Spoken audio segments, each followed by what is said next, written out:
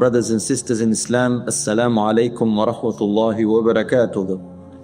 Leaving off from where we finished last week, I introduced to you the Prophet Idrees alayhi salam, and we talked a little bit about him. There's not much about him in our Qur'an and Sunnah, and even in Israelite tradition we don't have too much about Idris alayhi salam. In biblical terms, if you want to know, he is called Enoch, E-N-O-C-H, and in the Qur'an he is Idris alayhi salam.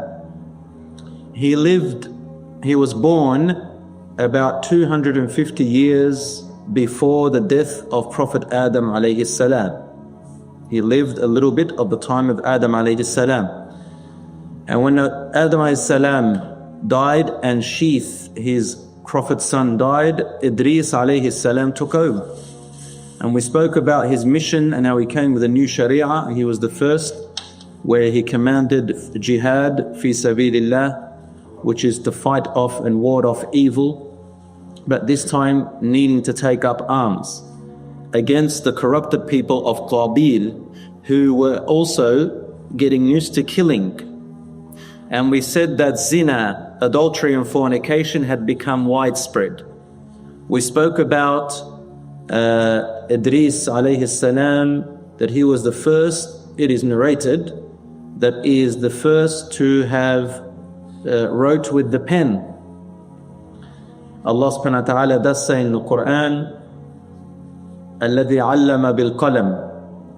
Allah is the one that taught man with the pen. And what this means is that we write and we preserve information, knowledge, history, and pass it on from generation to generation. Idris alayhi salam was a tall man. He was approximately the same height as Adam alayhi salam, 50 to 60 dhira. Dhira means, in Arab terms, from your elbow to the end of your finger. That's one dhira. He was about 50 to 60. Adam alayhi salam was 60 here. And he was a very handsome man, Idris alayhi salam. He was broad-shouldered. He was very wise.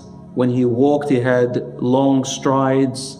He'd look at the ground a lot, which shows us that he was a man who thought a lot, he pondered a lot. He didn't waste his time.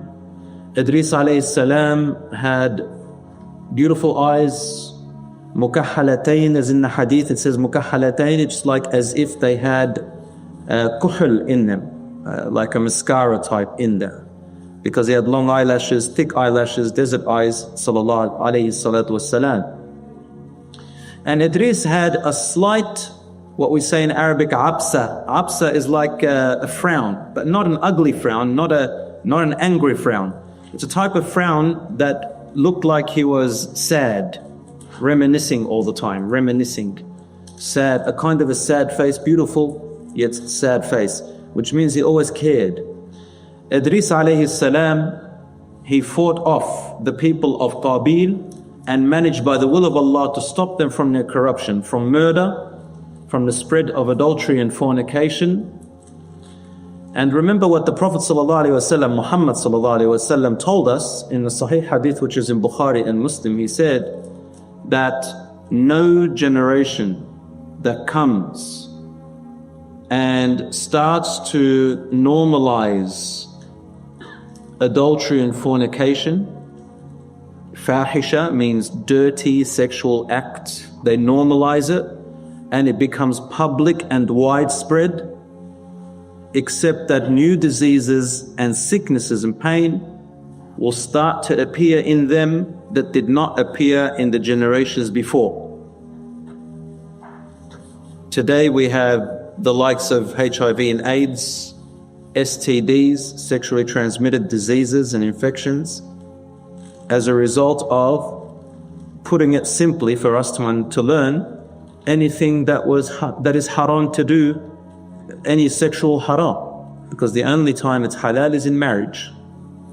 And science today, many studies have been done. I talked about this topic in Perth, there's a bit on YouTube as well, that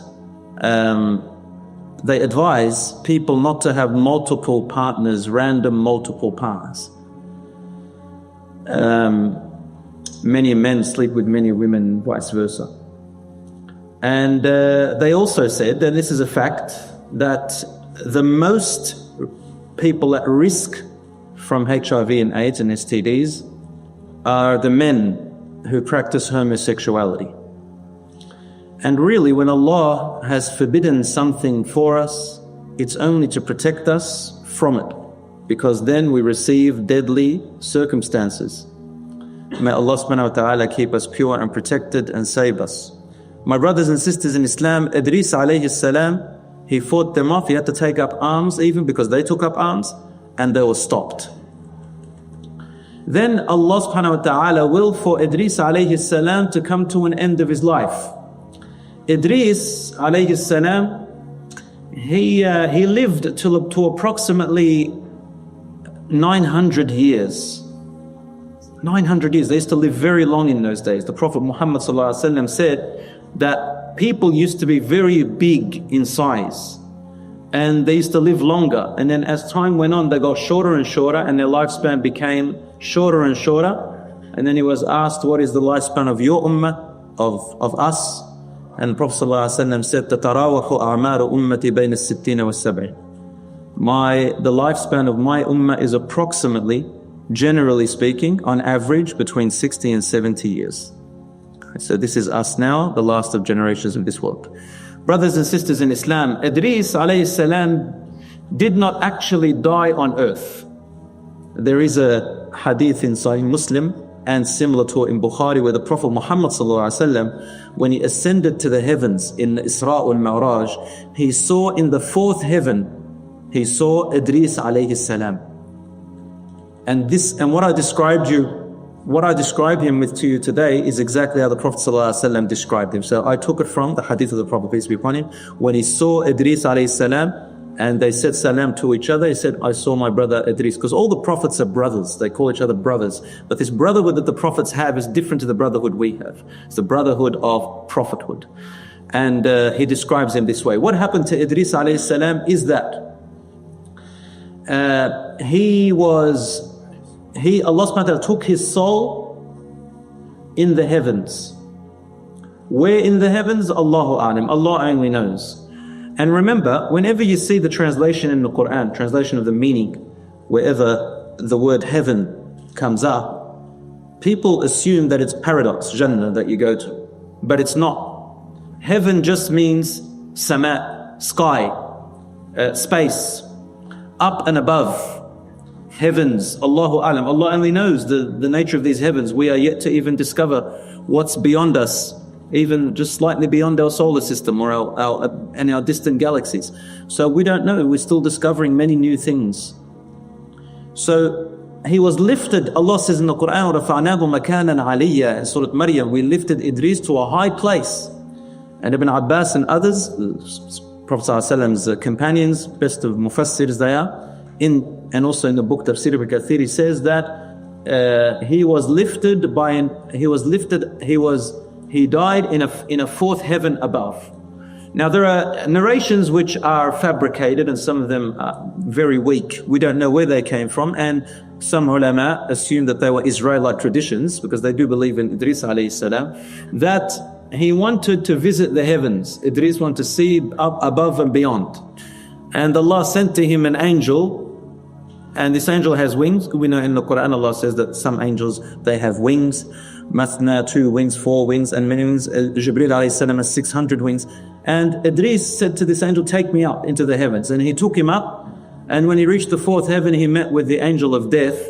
And the angel of death, he came to take his soul out, and the other angel says to him, I just want to show him the heavens and bring him back. He said, Subhanallah, how strange is that God told me to take his soul in the fourth heaven, and I wondered, how am I going to take a soul in the fourth heaven when he's on earth? And so he died in the fourth heaven. Now this, what I just said, is not reliable, but just in case he came across it, these are just stories of the Israelite traditions. And what did we say last time about Israelite traditions? The Prophet ﷺ told us You can read and talk about Israelite traditions as much as you want. That's okay, no problem with that. Reading the old scriptures of the Jews and the Christians, that's fine. They're the Israelites. The Jews and the Christians are the Israelites. Bani Israel are the children of Yaqub, Prophet Yaqub alayhi salam, Jacob, from who Yusuf alayhi salam was born, and other prophets. So Yaqub alayhi salam is Israel, and from him came the Jews and the Christians of today. So we're allowed to read their scriptures and learn from them. And he said, however, but do not, he said, do not confirm or deny. Don't believe it. لا تصدقوهم ولا تكذبوهم. This hadith is in Bukhari and Muslim. Do not believe what they say, but don't also deny what they say. And he said, instead you should say, if you come across Israelite traditions that are not in the Qur'an, they're not in hadiths, in Sunnah, we don't know about them. And very importantly, brothers and sisters, so long as they do not oppose any of our beliefs in the Qur'an. Prophet ﷺ used to say, so long as they do not oppose the teachings of the Qur'an, then hadithu, talk about it as much as you want, read about it. Do not say it's true and do not say it's a lie, and just say, Allah knows best, we believe in whatever came down from Allah. So that if it was true, you believe in it, it came down from Allah. If it wasn't, you say we only believe what came down from Allah. Therefore, if it didn't come down from Him, you haven't lied. So brothers and sisters, we believe in anything that came down from Allah in the Israelite traditions before it was manipulated and edited and changed. A lot of their scriptures and wordings, we believe in what still exists that came down from Allah subhanahu wa ta'ala. And really, Islam is the only religion which acknowledges beliefs of other religions.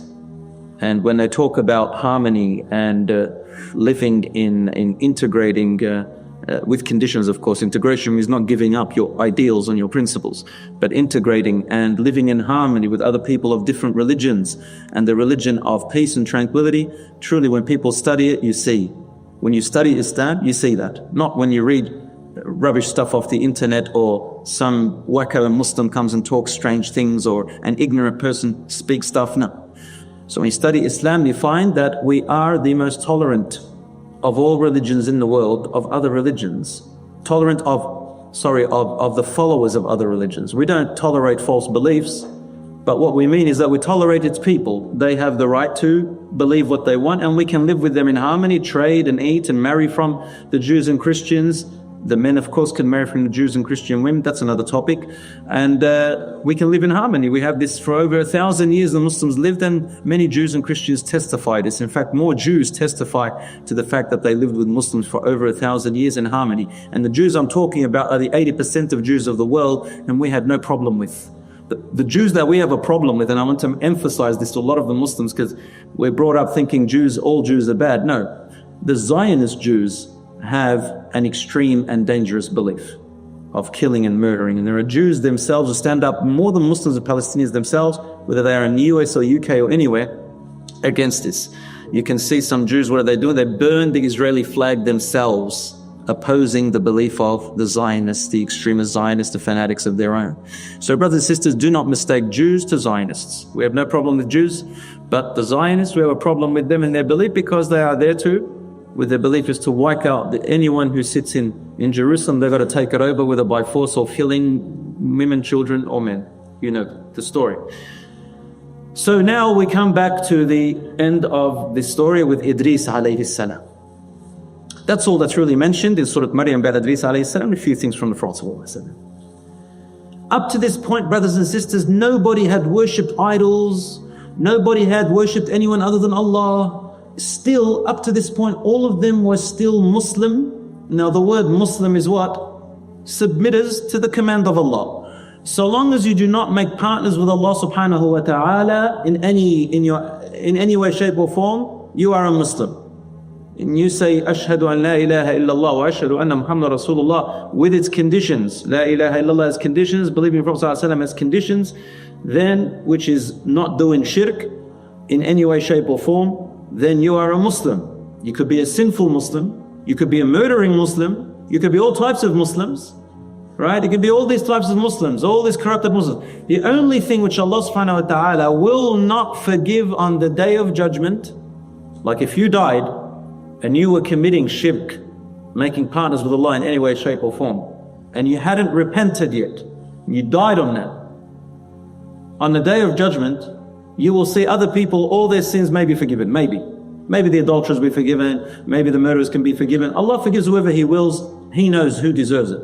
Except for the person who died knowing that they were doing shirk, and they continued to do shirk. Knowing that they were doing shirk, and they continued to do shirk. On the Day of Judgment, they will never be forgiven. Allah said in the Qur'an, إِنَّ اللَّهَ لَا يَغْفِرُ أَن يُشْرَكَ بِهِ. Allah will never forgive that a person associates partners with Him. This is on the Day of Judgment, not in this world. On the Day of Judgment, if you die with that. وَيَغْفِرُ مَا دُونَ ذَلِكَ لِمَنْ يَشَاءُ. But Allah may forgive for anything other than that, of any sin, for whomever He wills, for whomever He deems deserved. But on the Day of Judgment, shirk is not forgiven. And therefore, we as Muslims, and also Christians and Jews believe this, at least Christians in the Bible. The Qur'an tells us that anyone on the Day of Judgment who had major shirk, died with major shirk, then they will never enter paradise, ever, eternal entrance into hellfire. Knowingly, they knew this and they did it. As for those who didn't know or never received the message, well, Allah subhanahu wa ta'ala says in the Qur'an, وَمَا كُنَّا مُعَذِّبِينَ حَتَّى نَبْعَثَ رَسُولًا. We will never punish a people or a person until we have sent them a messenger.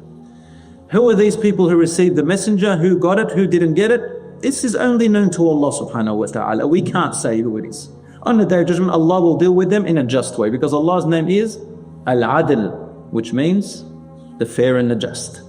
So He knows. This is up to Allah subhanahu wa ta'ala. We do our mission, what we can. You look after yourself, so long as you know and you're doing the right thing. لا يضركم عند الله إذا اهتديتم. Allah says in the Qur'an, oh people, worry about yourselves at the end of the day, give da'wah, teach people, but at the end of the day, worry about yourself that you are following the right guidance. Those who are misguided cannot harm you if you are rightly guided. My brothers and sisters, this is what I'm to say about that.